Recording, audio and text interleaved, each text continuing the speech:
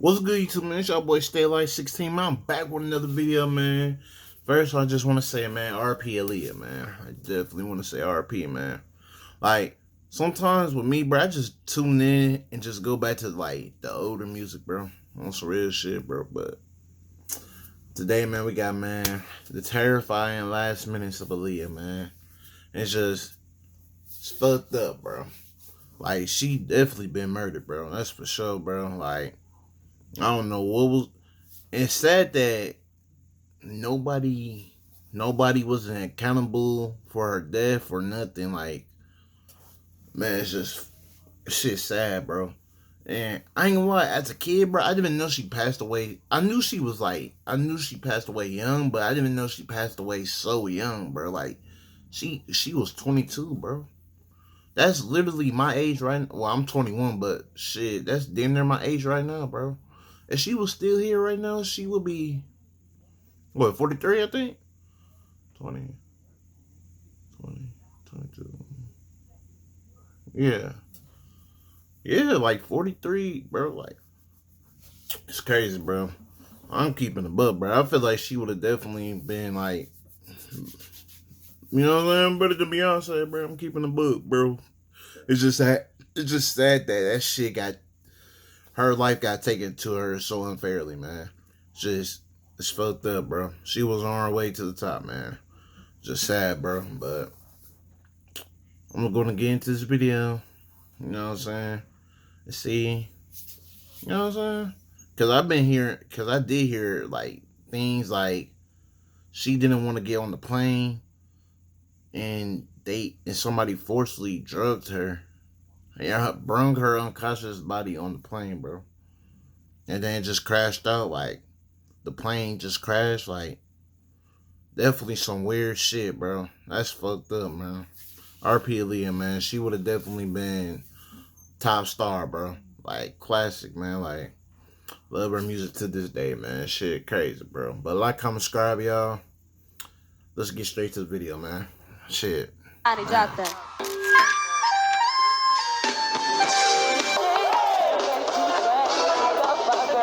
Best female video. The award goes to Aaliyah. Try again. Try again. Hell yeah.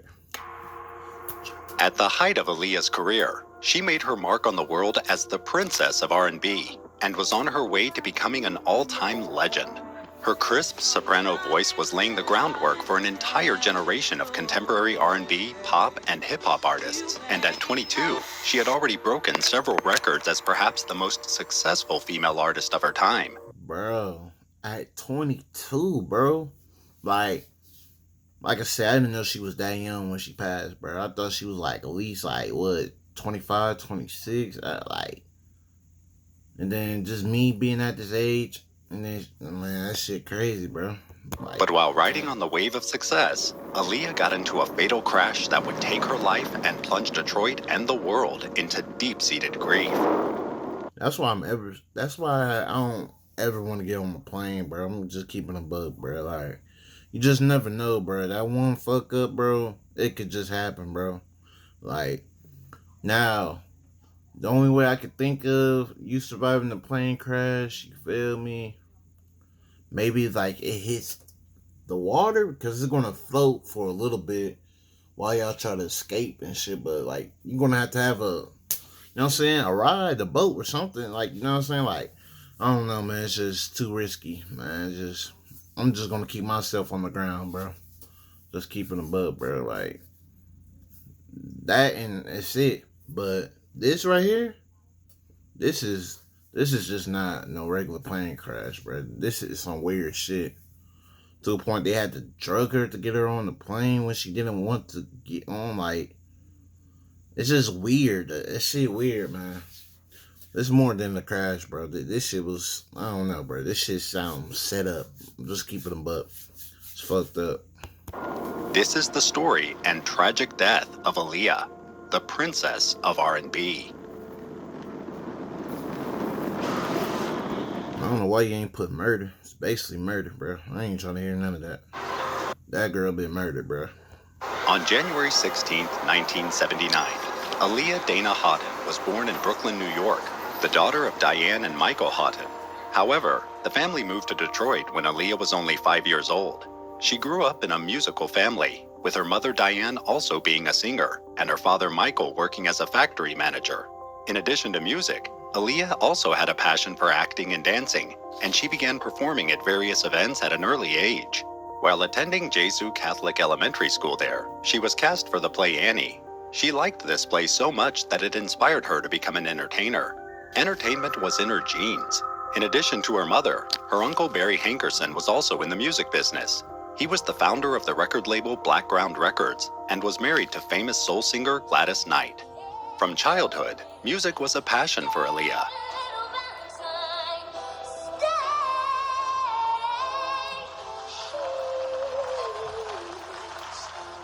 Not winning during the youth singing competition of Star Search as a teenager, she did not put her dream aside.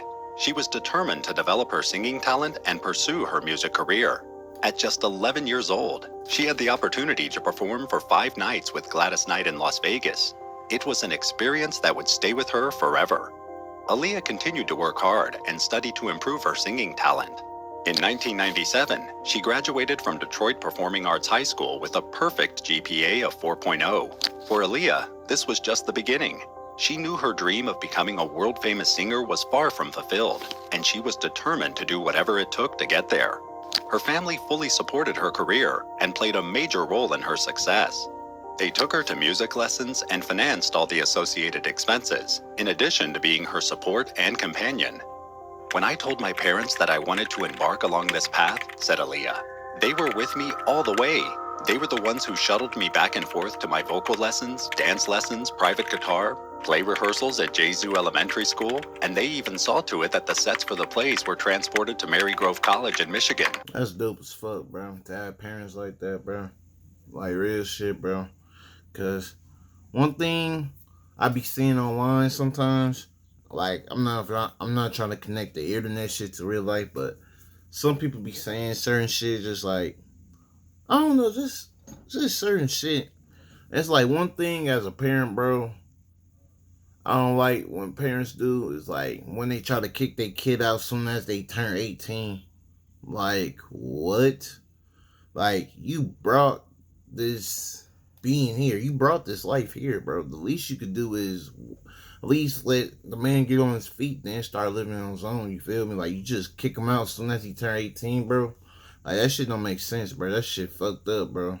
Like, if I was in that situation, bro, I'm not talking to my parents at all, bro. You cut off for fucking life, bro. You know what I'm saying? Like, real shit. Like, this was parents supposed to do, bro. Once you choose your career, you know what I'm saying, find what you want to do, bro, they should help you support on it, bro. On some real shit. Like, I just feel bad for the people who literally just got kicked out as soon as they graduate from high school, bro. Like, acting like, the parents acting like it's not their problem no more. Like, they didn't ask to be here, bro. The least you could do is let them get on their feet, find a career or something, jumpstart them. Then you let them be on their own and shit. You feel me? But yeah, man, that's dope as shit, bro. What could be more important? At the age of 12, she got a record deal with Jive Records and with Blackground Records, her uncle's record label. She was introduced to R. Kelly, who became her mentor and also lead songwriter and producer of her debut album. Aaliyah's debut album, Age Ain't Nothing But a Number, was released in 1994 when she was only 14 years old. It was an instant success. The first single, Back and Forth. Why you said that R. Kelly shit, did the title of this. I ain't gonna lie. That shit, that's fucked up, bro. Debut album. Aaliyah's debut album, Age Ain't Nothing But a Number, was released in 1994 when she was... You showing R. Kelly then the album title is crazy, bro. I ain't gonna lie to you, bro. That's crazy as fuck. Only 14 years old. It was an instant success. The first single, Back and Forth, became a top 5 hit on the Billboard Hot 100 and a #1 R&B hit. The next single, a cover of At Your Best by the Isley Brothers, reached the top 10 on the Billboard Hot 100 and peaked at #2 on R&B radio. The album was later certified twice platinum by the Recording Industry Association of America. I still remember how nervous I was right before Back and Forth came out, she says. I kept wondering if people would accept it. When it went gold, I had my answer, and it was just such an incredibly satisfying feeling. Meanwhile, a personal relationship developed between Aaliyah and her mentor, R. Kelly. At just 15 years old, she secretly married R. Kelly, who was 27 at the time. There were allegations against him that he bribed an official to provide Aaliyah with a fake passport so he could marry her. The marriage was later annulled because Aaliyah was a minor and consent was not obtained. After the stunning success of her debut album, Keeping them up, bro. I know her. R. Kelly had. I didn't know that part though. I ain't gonna lie to you, but I know that, you know what I'm saying, she looked them as a mentorship, but R. Kelly, bro.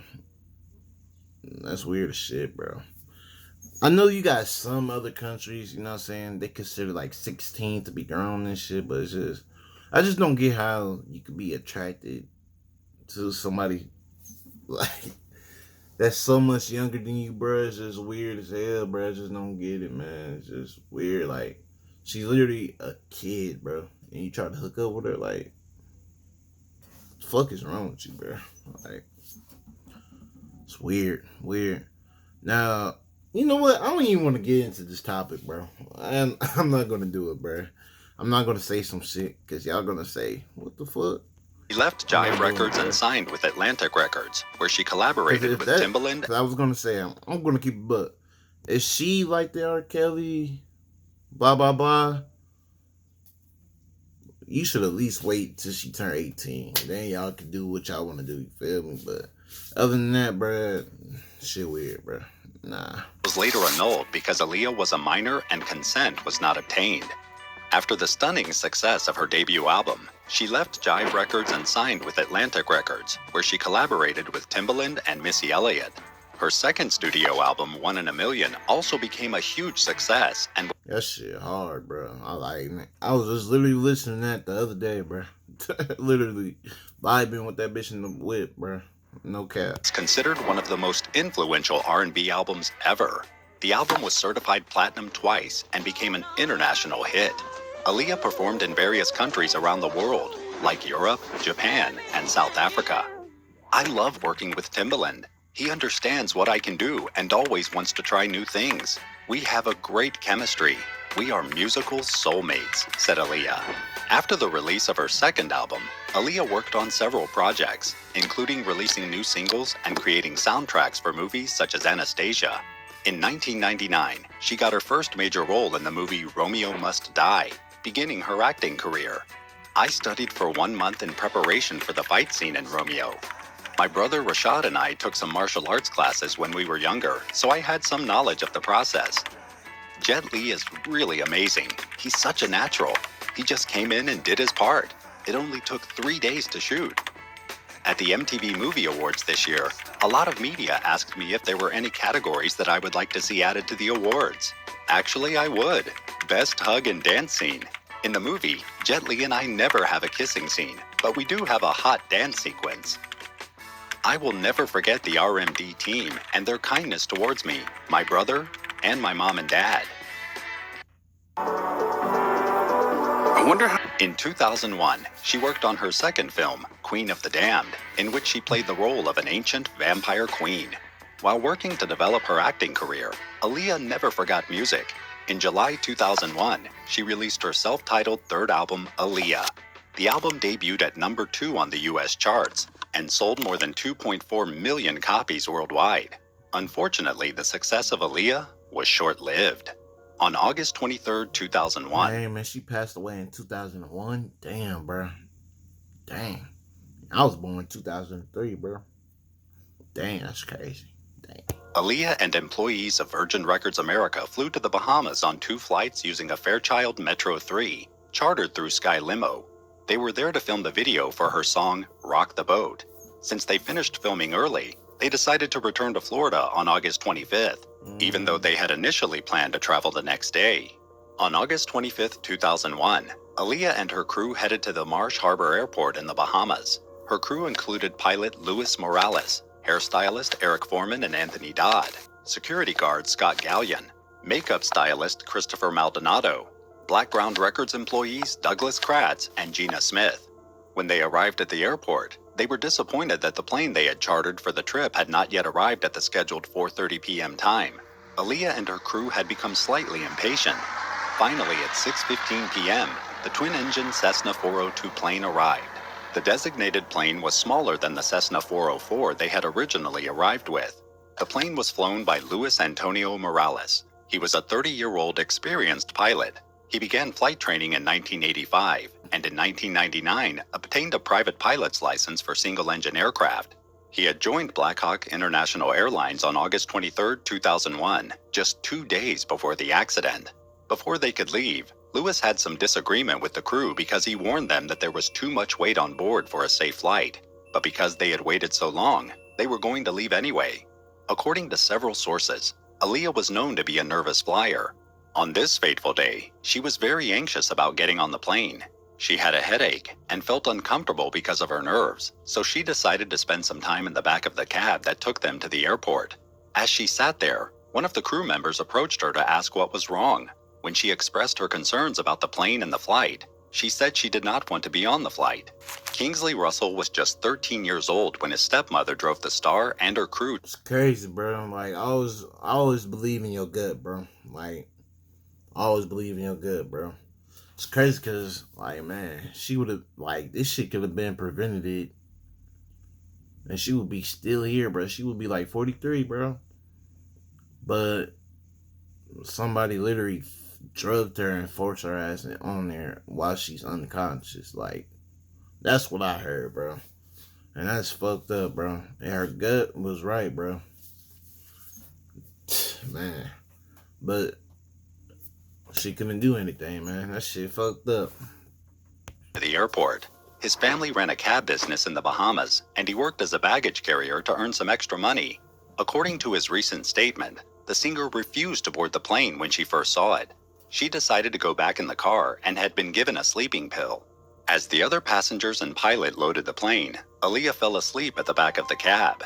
When they were ready to leave, they got Aaliyah out of the cab despite her earlier reservations and carried her onto the my fault, y'all. The plane. Aaliyah fell asleep at the back of the cab. When they were ready to leave, they got Aaliyah out of the cab despite her earlier reservations and carried her onto the plane. At that moment, she was still unconscious from the pill she had been given earlier and did not know she was on the plane. Weather conditions were good, so the plane took off around 6:45 p.m. The plane began flying at high speed over the runway 27 and took off quickly. It banked to the left as it reached an altitude of about 40 feet above the runway. Suddenly, the aircraft tilted forward and hit the marshy terrain with its left wing and nose. The aircraft then rolled. Whoever gave her that pill, like, bro, you can't force somebody. Man, you just can't force people to do. Man, that shit pissed me off, bro. Just hearing that just pisses me off, bro. Like, if she's saying she's not comfortable and shit, it's like, why would you give her, like, why would you do that, bro? Man, just think about it, pisses me off. Before finally coming to a stop about 300 feet before the end of the runway, heading east. Man. The plane had sustained heavy damage, and a fire broke out after the crash. About 135 square meters of the south side of runway 27 was covered with the wreckage. Lewis Key, a 25-year-old charter pilot who worked on an aircraft about half a mile away, witnessed the crash. He saw the Cessna crash when it was only 60 to 100 feet above the ground. The man ran to a fire truck and was horrified when he arrived at the crash site. It was an awful sight. Some bodies were so badly disfigured, you couldn't identify them. And 2 guys were alive, one screaming and screaming for help. He was horribly burned all over, said charter pilot Lewis Key. I've seen crashes before, but that was probably one of the worst ones, he said. It was pretty devastating. The aircraft was broken into pieces, and some of the seats were thrown from the aircraft. First responders on the scene found Aaliyah's body about 20 meters from the wreckage. She was immediately deceased. According to a later autopsy report, she had severe burns and head injuries. Just before the collision, she had gone into shock that weakened her heart. The coroner later indicated that even if she had survived the accident, her injuries were so severe that she might never have fully recovered. Aaliyah was only 22 years old. Eyewitnesses reported that the pilot, Louis Morales, barber Anthony Dodd, and bodyguard Scott Gallion were still alive when help arrived at the accident scene. Unfortunately, they later died as a result of their injuries. No one aboard the plane survived the crash. Aaliyah's remains were brought back to the United States on August 28, 2001, and then transferred to Newark International Airport in New Jersey. On Friday, August 31st, a white casket containing Aaliyah's body was carried from Frankie Campbell Funeral Home in Manhattan and transported in a glass carriage. The carriage, decorated with pink and white roses, was pulled by white horses. Her body was then transferred to St. Ignatius Loyola Church in New York City, where her family held a private funeral mass. About 800 fans and mourners attended the procession. During the funeral mass, her brother Rashad delivered an emotional eulogy in which he prayed for the strength to carry on until he could see her again. Aaliyah, you left, but I'll see you always next to me and can see you smiling through the sunshine. When our life is over, our book is done. I hope God keeps me strong until I see her again. He read the names of the other victims of the accident and asked to pray for them as well. As the mourners left, they sang the song "One in a Million" by Aaliyah. After the service, 22 white doves were released to symbolize each year of Aaliyah's life. An investigation later revealed that not only did the pilot know the flight was almost certainly a recipe for disaster, but also that he was incapable of flying a plane.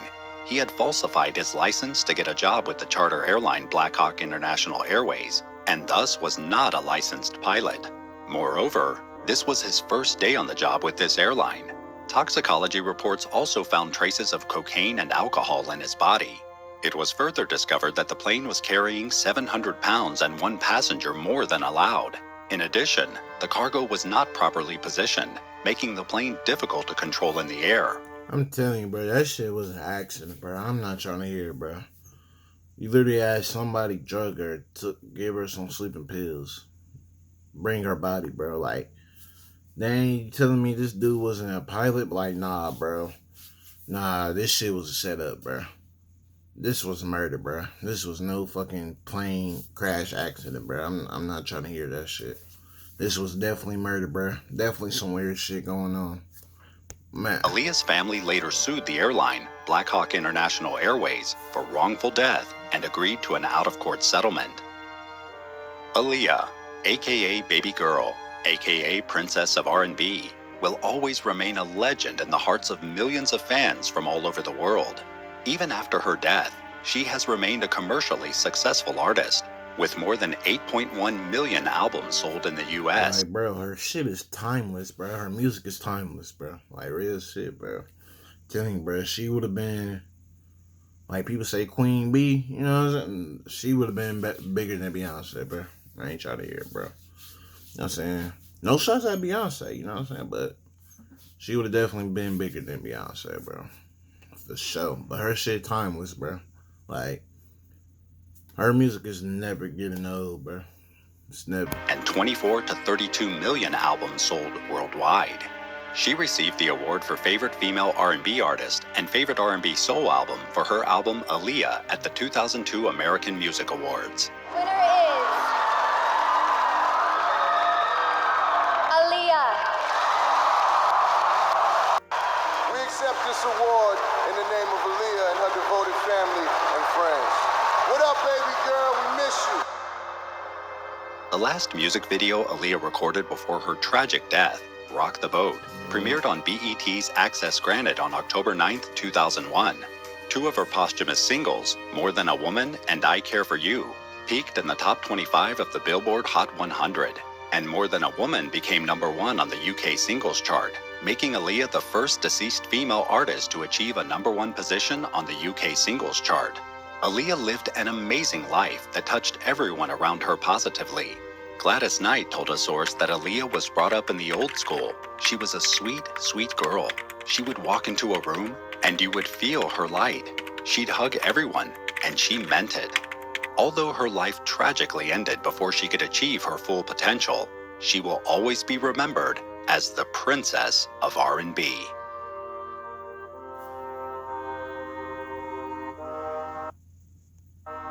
Man, RP to Aaliyah, man. Somebody, yeah, bro. That was in an accident. That was a setup, bro. I ain't trying to hear it, bro. That's murder. Ain't no fucking way, bro. Definitely some weird shit. Definitely, bro. Like, comment, subscribe, y'all, man. You know what I'm saying? Leave some comments down below. But, hey, Leah, music will forever be timeless, bro. Like, definitely one of the best R&B female singers ever, bro. To be here, you know what I'm saying? It's crazy, man. I'm out, y'all. Man.